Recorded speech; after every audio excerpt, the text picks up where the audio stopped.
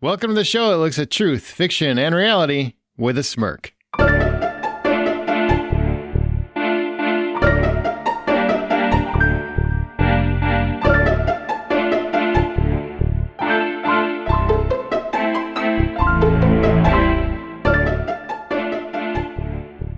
I'm Aaron Peterson. I'm Amanda Sink. And I'm Zach Parkerson. And welcome to Smirk. Every other week, one of our hosts introduces an original story, which we then use as a springboard for a spirited and lighthearted discussion on whatever the moral or theme is. Welcome back to season 4 of Smirk. And it's going to be my story this week. What have you guys been up to? Have you been writing stories this whole time? No. Yeah, not at all. Mostly, critical video game reviews, of course. But that's about it. I've thought about writing stories at least 100 times. So you've written them in your head? I'm always writing stories in my head. Okay, well, you just need to put them to paper. So you're still writing stories. Nobody else gets them. I don't know if Stephen King would approve. So who's writing the story on the election? Please tell me no one. Nobody. Certainly not the American people. They're definitely not reading the story. They're just partaking in it. Man, I think when we went on hiatus back in June, July, whenever that was, I was really expecting that COVID would be gone by the time we got back. Turns out, not gone. I was really worried we were going to come back and have nothing to talk about but stories of the apocalypse. We're getting pretty close. We have enough of that in real life. We don't need stories on it. We'll be fine. I've seen enough episodes of The Walking Dead. I know everything I need to do. Can goods, kill your friends, hide in a barn. And always shout, Carl! Coral! I'm dying inside, Coral! Dying! All right, we're going to get into Smirk. Why not? Because it's that time. So if you like Smirk, every app has a share feature. Please do us a favor and share this episode on your social media outlets. Sincerely, it does wonders. We have a story that's going to be Halloween themed because, alas, Halloween is here. You could say that this is Halloween. This is Halloween. Halloween. I love it. First off, favorite movie to watch on Halloween? Is it Halloween 3? Please tell me it's Halloween 3. Or like for Halloween? On the day of Halloween. This is, I know that everybody has, I got to watch 16 different ones, but let's say the month of October, you have to watch this one movie every Halloween, no matter what. Tall order, man. Yeah, I have a toss-up. Nope, no toss-ups. Well, one I'm movie. Tossing it up. It's Scream or it's Trick or Treat. Because I'm never going to miss Scream, but I typically watch that earlier in October. And on the day, I watch Trick or Treat now. So, yeah, now. So it sounds like Scream is the one that... Historically, hold yes. Scream has pulled for many more years. What do you got, Zach? I feel like such an improper fan of movies because horror is such a disposable genre to me. I watch them once, What? done. What? You watch them once, they're out of here. You know what I love? I'll rewatch disgusting. I'll rewatch the Friday the 13th movies. Those are a lot of fun. All right, good call. But in terms of Halloween movies themselves, like I don't have the fervor for Halloween that it seems everyone has gotten. Well, it sounds like you're just wrong, then. It feels like you're missing out on joy. Maybe the Evil Dead remake. That would be a good one. Hey, that is a good one. That's a good one. It's Especially good. the very last shot of the movie. It's groovy. Yeah, it is, right? Army of Darkness is not a horror movie, but it is great. That's a good Halloween movie. Yes. Well, I'm glad you said Friday the 13th. That's going to tie into my story a little bit. Spoiler alert. Well, what's yours? Silver Bullet. That's a good one. I watched Silver Bullet.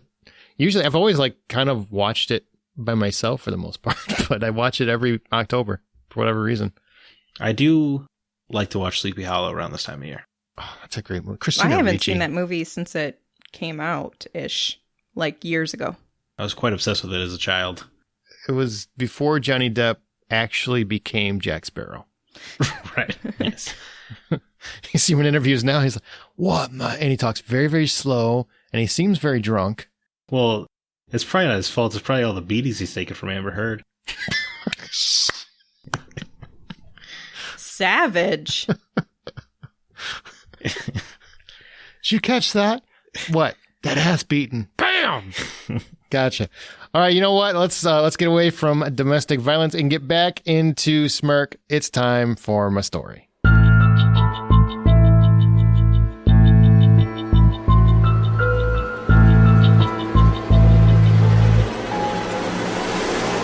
We are on a mission to kill 3 girls in Tent 1. That was all the random note left inside a discarded donut box said when they received it a month prior. And it was all the camp counselors could think about now. Despite this obvious distraction, things had relegated back to a basic level of normalcy at the camp. It was 6 a.m. on June 13th, and Laurie was exhausted. Her duties at the Broken Arrow summer camp were soon to commence with a full group of young campers, and she had yet to even hit the showers. She reflected back on her choices from the previous night, specifically the drinking and sexy over-the-clothes romp with fellow counselor Brian, and now she realized it was time to pay her dues. Thankfully, there are few cures for a hangover better than a good old-fashioned glass of water and a shower, so Laurie chugged a bottle of Aqua down and left her tent to head down to the shower. Now, the trail to the showers was long and desolate. No one was up just yet, and the sun had barely risen. In fact, it was that slight moment of the morning where dawn is cresting the landscape, slightly dark, but the day was vastly approaching. The trail was easy to traverse in broad daylight, but Laurie found it a bit more difficult with such dimness. As Laurie wound the final bend of the shower house, she noticed something laying off to the side of the trail.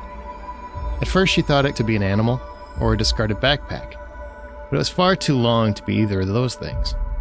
And she approached the object, cautiously as she was trained. And as she grew closer, she realized it was a sleeping bag. How odd, she thought. Who the hell would leave their sleeping bag lying in the middle of the trail? Now only at arm's length away, Laurie noticed the sleeping bag wasn't discarded, it was occupied. She leapt back, terrified that this was an elaborate trap some serial killer had designed to lure in teenage counselors to dire fates. Yet as Laurie stared on, the bag was perfectly still. Finally, Laurie overcame her fears and sheer common sense and decided to look inside the bag. She reached for the zipper, eyes closed, and slowly began to pull the zipper down. She could hear each eyelet releasing as she pulled, continuing until she reached the bottom of the bag. With her eyes still closed, Laurie grabbed hold of the bag and pulled it open. Nothing moved. Perfect quiet. Laurie opened her eyes and immediately leapt back at least 5 full yards. The horror left her mouth widely gaped yet unable to utter a sound. It wasn't simply the one body of a young girl from her camp, Laurie Lee from Tent 1 to be exact. It was the 2 other bodies lying underneath her. 3 little girls, all dead, all stuffed in the same sleeping bag and discarded, as though their lives meant nothing to the monster who did this. And make no mistake, Laurie thought, only a monster could do this. Laurie's eyes darted around the area, noticing a shoe print next to the bag, and a red flashlight discarded directly on top of the bodies. Almost as if the killer was taunting the eventual investigators. Laurie knew she needed to summon help, but first she needed to catch her breath, and to do so, she again closed her eyes. Laurie's eyes finally opened as she finished recounting to the police the events of that morning on June 13th, 1977. 43 years had gone by, and it still felt like today for her. She wiped a tear from her cheek, probably the 1,000th tear she'd shed for those girls over the years, all the while eternally looking over her own shoulder for the killer that remained on the loose.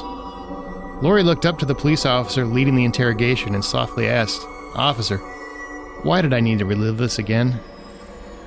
The officer firmly and happily replied, "Laurie, that flashlight had a fingerprint, and yesterday, we finally got a match." The news hit Laurie like a punch to the gut. It took a minute to register with her exactly what that meant. And once it finally sank in, Laurie rose her head, and for the first time since the 13th of June, 1977, she smiled, thinking of those beautiful little girls in Tent 1. Bow, bow, bow. That's the end of my story.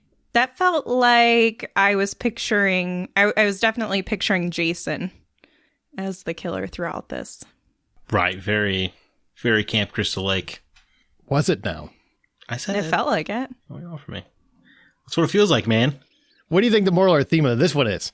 Don't unzip the bag. It's a good one. It's a good point. Right. never unzip. You know what I'm saying? Okay, chastity. That's definitely an allegory. Absolutely. Don't unzip the bag. So basically just leave it there and just ignore it forever. If she wouldn't have looked, she wouldn't have all this trauma and terror for the rest of her life. Let it rot. Let the bodies rot. Let the parents never know. The families don't find out. The whole thing. Okay. We see where Amanda is. Something about trauma, maybe? Traumatic experiences. Careful of your curiosity. But there's a resolution in the story. Like, we didn't have to get a resolution. So maybe something about how, like, patience and you'll, I don't know, maybe not patience. No, because it's too traumatic. I don't know, man. There's a few have things. a little patience. Is the moral of the story, Cobra Kai never dies? You've just been waiting to use that all summer. You're like, oh. Yeah, man. I just discovered the show. Too late. Yeah, welcome to 2 years ago. The moral of this one. Whoever shall hold this hammer shall possess the power of Thor. That is the theme. It was buried. You really had to look for it. No, the theme was never give up hope. Oh, okay. So my patience kind of worked. No, not even a little. Yeah. But, What? Well, no, I was going to say, like, patience and you'll get the answer. Yeah, patience for me to deliver the answer, for you to guess it. That was incorrect. I guess that did work out for her. I mean, it was still kind of correct. I don't think so. It was. Okay. I don't often think along the lines of hope, so I guess it didn't cross my mind.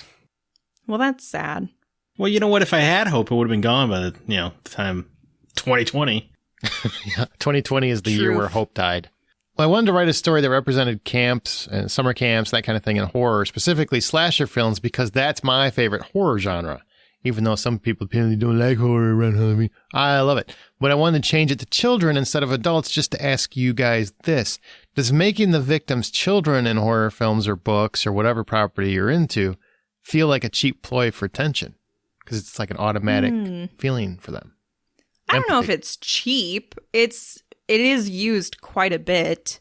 But I don't think it's cheap because as long as, for the most part, you're still going to have the effect. Like, I can't think of too many where the corruption of that innocent child or the killing of a child didn't affect me in some way. It's everything else about the story that has to make sense. Like, was there a real purpose, or were you just trying to, like, that's the only thing you could come up with? Yeah, sure. But storytelling is full of cheap ploys. So, it just, also, it's just part of the genre, right? It doesn't have to. Not always. Usually it's teenagers or adults. They don't necessarily go to kids very often. But when they do go to kids, I always wonder if that, because everybody gets disturbed. You just heard a story about kids, and I'm sure knowing that it was children was probably more disturbing than if it was adults, because typically children are seen as more innocent. They're not doing all the naughty things that teenagers do. Perhaps most disturbing is that it did not disturb me anymore. That definitely is probably more disturbing. Yeah, that's concerning. But it's also consistent, so that's good. Yeah, I'm nothing if not consistent. I would argue, you know what? I would argue actually that you guys, dead is dead. It shouldn't matter. All right? Maybe they should all matter equally is maybe a better way of putting that. You're the monsters, is what I'm saying. Wow. All right. Way to put it back on us. I appreciate with you having that question, do you feel like it's a cheap ploy? Do I? Yeah. Sometimes, yes. I feel like sometimes writers do it because it's automatic empathy, and you automatically will empathize with the character. It's quicker to get someone to invest in the characters if they're children. Right. I guess any revenge movie, it's almost definitely... Unless they're a-holes. Murdered child of some sort. Mm-hmm. Yeah. It's a good little plot point. Is what kids end up being a lot of times. Just like in life. Saying parents. Not that these are kids. Accurate. They should put that in the Planned Parenthood brochures. I'm just saying. Screenplay 101. Just like real life, kids are a plot point. Absolutely. Much has been made about how violence in movies is mimicked in terms of real life. And slasher movies have been popular for eons. Do you think there's a correlation to the rise in slashers with the rise of serial killers over the years? No. First of all, aren't slashers kind of not in vogue anymore? Well, neither are serial killers. You know what I'm saying? That's kind of my point. Like slasher thrillers started rising in the 70s and late 60s and early 70s after Psycho, and then so did serial killers. And then they started to taper off in in the last 20 years, so have serial killers.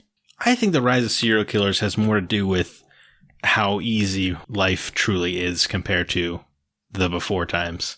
Because before you were too busy, you're like, what am I going to eat for dinner? I got to hunt a rabbit? And now you're just like, I got nothing better to do. I may as well chop up a kid. Jeez. I don't know if that's how serial killers are created, but I mean, I like the psychology of it. I'm just saying less serial killing in Victorian England because they had to work a little harder for their day. Now you can sit on your couch, order your Postmates. You don't even have to get up anymore. Life is easy, and that's why we care so much about such minor things. So Grubhub is like delivery for serial killers then? A serial killer is not going through a drive-thru. That's what I'm getting at here. I could just have them come to my house. No, I don't think media has anything to do with violence in general. I think it's an outlet, if anything else. I also wonder if because we seem to still have a large number of murders happening. So maybe there's just less serial killers and more 1 or 2 killings Hit per it, quit person. Yeah, it's and quit it. I did it, I'm out. I don't want to do this no more. Well, I think technology probably plays a part too, because Definitely. It's so much easier to get caught now. And serial killers, they got to be really, really good to get away with it. That's why I haven't killed anyone. Allegedly. As far as you all know. You started watching CSI and you're like, what? I thought this was going to be so much easier. CSI. Oh my God, there's ejaculate under the stove. Jesus. I can't believe you just said that out loud. What? I didn't use the dirty word. So when people bring that up and people are talking about it, do you feel like that's just one of those subjects that should be squashed right away because you can't really say that there's a correlation definitively? Between media and violence? Mm-hmm. Yeah, I think it's just another scapegoat tactic that politicians and newscasters use to distract from the actual narrative. Wow. What's the actual narrative? That people are just crazy? Or they're psychologically damaged? That there certainly are crazy people that we have. As a believer in the Second Amendment, I would also say Americans have proven themselves untrustworthy of firearms. So maybe restrict some access to that, etc. Nothing NRA is going to want more than to tell you it's Jason Voorhees' fault, not the guy selling guns at the gun show. Also, there's one of the things that I think I would point out too is there's been a significant increase in access to and advocacy for and knowledge of mental health. So that may decline some of those mass murders from happening. Mm-hmm. And typically now when we're seeing those, they happen to be school shootings. Like those are our serial killers now. While back in the 70s, you had people like a person who would just go out and they would find somebody that they wanted to eat, I guess, because they didn't have money for groceries or whatever. But now you have somebody who goes into a school and kills a mass number of people, but they're not considered a serial killer. They're a mass murderer. So we also have a different categorization for the mass murders that are happening. Well, hang on. If they're at a supermarket and they kill somebody in the cereal aisle. Oh my God. By definition, one would be a serial killer. Perhaps they choke them to death on a box of cereal. Wouldn't that be great? Or they stick their head in there. There's got to be ways to do it. I think that would constitute. I don't know why you guys are offering ideas and suggestions. These are all bad ideas. None of them are going to work well for them. I'm workshopping my next horror movie. All right, so slasher movies. Why do we think slasher movies, i.e. movies where people are murdering people with knives and machetes and not guns, why do you think people like them? Why do you like them? If you do like them, do they even scare you? I don't think it's really the scare that comes from slasher movies. Usually it's the thrill of, it sounds really very damaged when I put it this way, but it's the thrill of watching a cat and mouse chase and seeing if someone's going to get away or not. Like you want them to get away and you don't want them to get caught. So you're, well, okay. If sometimes you want them. Fair enough. Depending on who you are. And so you're invested in the story in terms of will they get away or not. And also sometimes slasher movies are really creative in their kills. Like, I know that's probably not something now in 2020 we should be saying, like, ooh, that was very creative and inventive. But I'm going to give you props if you do something that's interesting, as long as it's not real life happening. That's kind of the whole idea of movies, is that we're taken into a fictional world. And Jason X, when he freezes that chick in liquid nitrogen and then it just breaks her face. Jason X is a dumb movie with the best kills. Agreed. The sleeping bag kill in that movie is exceptional. Yeah, agreed. Sorry, Amanda, I didn't mean to cut you off. No, you didn't. And also, I think those, when we're talking about like camp horror movies, like camp slashers, there were people who were really invested in camping, and I think people still kind of are now, but they also have access to their phones and like they don't do real camping. So it was a little bit more scary then, I think, because then it felt a little bit more real in terms of those. But yeah, I don't know. That's kind of where I sit with it. Yeah, that's why every camp movie now has to be set in 1986. Right, get rid of the cell phone. It's kind of hard to... I can't get a signal! Seriously, man, this Verizon tower across the street, we can see it in the frame. Yeah, or the killer has to use a cell blocker. Right. They're fun. Slasher movies are fun. It's also a way to safely engage in a part of your brain that you're not wanting to engage in your normal day-to-day life. The cat and mouse game, whether you see yourself as a cat or the mouse. You know, that's a part of your instinct as a predatory creature you don't engage in anymore. So you can safely do it with slasher movies or roller coasters or whatever. Yeah, that's kind of... to me, I kind of look at them as, you know, everybody's got Sheila at the office or... Always Sheila. It's got to be Sheila. Or Bob at the store or whatever it is. There's always somebody where you're like, God, the world would be better without Bob. And then, you know, you can watch this and vicariously think, that's funny. I wish that was Bob. And you feel better about your life a little bit. It's just living vicariously and not engaging. I think it was Amanda that said it, not engaging in that action, but just kind of having that cathartic release of whatever that angst might be. Right. And you know what? Maybe that's why people are so angry. We don't have slasher movies anymore.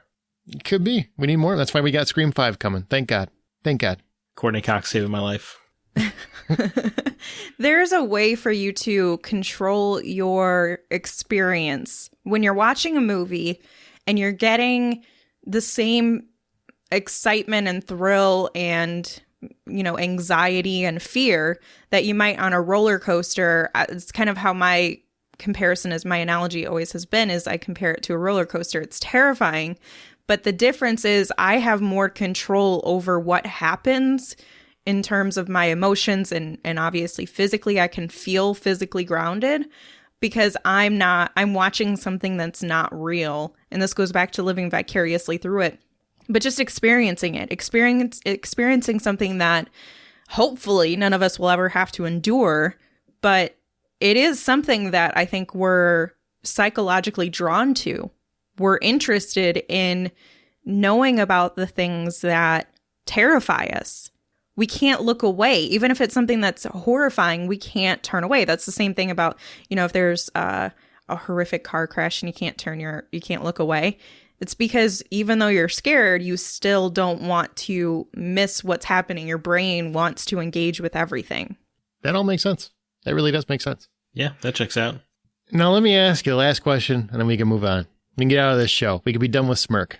Forever. Well, yeah, just for the episode. Stop, Zachary.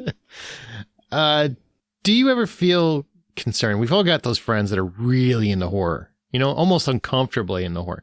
Do you ever get concerned when somebody's a little bit too into horror? No. For one thing, I feel like most people are just super into horror during October. Yeah, they're fair weather horror fans. But for the year-round fan of the macabre, honestly, I feel like most of them are kind of playing it up a bit. You know, like that's their defining personality characteristic. I see what you're saying. You're kind of judgy. You're kind of judgy of the horror genre, the horror scene. I mean, he's not wrong. It's like a vegan. You know how you find out someone's a vegan? They'll tell you. So you know how someone thinks horror is the best genre? They'll tell you. That's all I'm saying. People don't do that with comedies. They're not like, oh my God, I'm such the comedy guy. You know what I mean? It's just a different kind of piece of the geek culture. And I love to tell you how horror, it's just like comic book fan. I was going to say it's the fans. same as comic book genre fans. It's so unappreciated. I'm the Captain America guy. You know, that person. That person is just as annoying as the horror person to me. Honestly, the majority of the people that I know that are super invested in horror movies and TV shows and have their house Halloween-esque all year round, like that's their normal decor, because this is just, that's what they enjoy. They like the spooky season all year round, and they love these movies. They're usually some of the nicest people I've ever met. So usually. I don't see a tie between them. Or maybe they're so nice because they want to lure people in. I mean, that's what Dahmer did, right? Like, come in, let's have a cocktail and a sandwich, and you're gonna be in the sandwich. Yeah. But usually they're really kind, and it's never something that's crossed my mind. But I think there are so many people who, if they haven't engaged with, as Zach may say, the horror scene and the people within it, you may have some sort of assumption of what kind of person they'd be. And I've definitely met those people, kind of more uppity, who are like, if you're into horror, you must worship Satan and the devil. And no, that's not the case. If he's going to make me good horror movies, I'll worship him. That's fine. Oh my God. That's fine. I knew a guy in high school, and all he would do was talk about horror movies and stuff. And then at one point he was talking about, I wonder how you get rid of a body. And that was enough where I'm like, I don't think we're going to be friends anymore. You just I think that's just that guy. Tiptoe the line. I always wonder when he went to jail. Like, what was the day that he actually finally got caught? Maybe he hasn't get caught, man. Maybe he's so good at it. Seriously, go check him out on social media. Nope. Don't want that search history. Nope. Don't want to do it. All right, so my story, was it truth or fiction? Well, God, I hope that it was not true. I almost feel like I gotta say true. That story was truth. Yeah. Nuh-uh. 100% truth. It actually is known as the Oklahoma Girl Scout murders, and it happened on June 13th, 1977, just like I said. Was that a Friday? That I don't know off the top of my head. They believe that they caught the killer in Gene Leroy Hart, but he was acquitted by a jury and died 2 years later. But he was raised a mile from Camp Scott where these murders occurred. And the DNA, they had some DNA they pulled off. But they couldn't get a match. Their tests were inconclusive with Gene Leroy Hart. Also, that was a Monday. Monday the 13th is not as catchy. No, it's not. Okay, quick aside. Was Friday the 13th a thing before Friday the 13th, or did Friday the 13th make it a thing? It was like that. It was one of those kind of like walking under a ladder, one of those things. You know, just one of the, don't walk under a ladder, you'll get 7 years of bad luck. You know, nobody really thought much about it. But after those movies came out, it became synonymous with you might die on Friday the 13th. Right. So it became much more uncomfortable, very... There's an actual word for this, and I can't think of it. Superstitious. Superstitious. That's it. I honestly couldn't think of it either. That's why I was dancing around. I know you were, and I was like, God. Am I going to have to Google this? Because I can't think of the word, but I know there's a word for it. The black cat, the ladder, the salt. Yes, all of them. Yeah. And people were shouting at their at their radio, and I appreciate the help. I heard you. My mind heard you. He's that psychic. He heard you live. Exactly. Friday the 13th. Great title. No, it's not the title. My title is June the 13th. Oh, well, I feel like that's still maybe no. I don't think Paramount can sue me if that ends up becoming a motion picture. Just dodging the copyright claim. Exactly. You know who's executive producing the next Friday the 13th movie? Michael Bay. LeBron James. What? What? Look this up. I don't want to look that up. I don't want that confirmed. What ties does he have to the horror scene? Because he can slam dunk a horror movie. What? Yeah, but no, I guess he was a huge Friday the 13th fan that he helped get the rights back because they were in some rights nightmare. Yeah, they were having a rights nightmare. Sean Cunningham, I think, put him there. He threw his money and his weight behind locking it down. Well, good. I hope we get more Well, Friday good the for him. 13th That's movies. cool. What was the last one? Was that one with Jared Padalecki? Was that the last Yeah. one we got? That was the last one. They were going to work on a sequel, and then they went into rights hell. Was that 2010? It's been a while, man. That's a long time. Great movie, though. Yeah, and Supernatural had still been on the air for like 5 years. So that's how long ago. All right. Well, as our show goes, we will occasionally pick listener stories to read and discuss in Smirk. If you'd like the chance to have yours read, email it to mystory@smirkpodcast. I know one person sent one in. We haven't done it yet. We are going to do it soon. Promise. So just hold tight for that. We just might have to trim it up a little bit. But that's going to do it for this show. If you like Smirk, please share the episode on your social media outlets. You can always join the conversation by joining our Facebook group. Follow us on Twitter @Smirk Podcast. Be sure to use the show's hashtag Smirk and subscribe to Smirk on your podcast app of choice. Our website, smirkpodcast.com. You guys ready to head out of here? Well, I'm going to be looking over my shoulder the whole time. But yeah. Excellent. Excellent. Ooh, if I got to follow the cold shiver running up my spine. Well, we are out of here. And as you write your own life story, hopefully a very scary story, always remember to tell it with a smirk.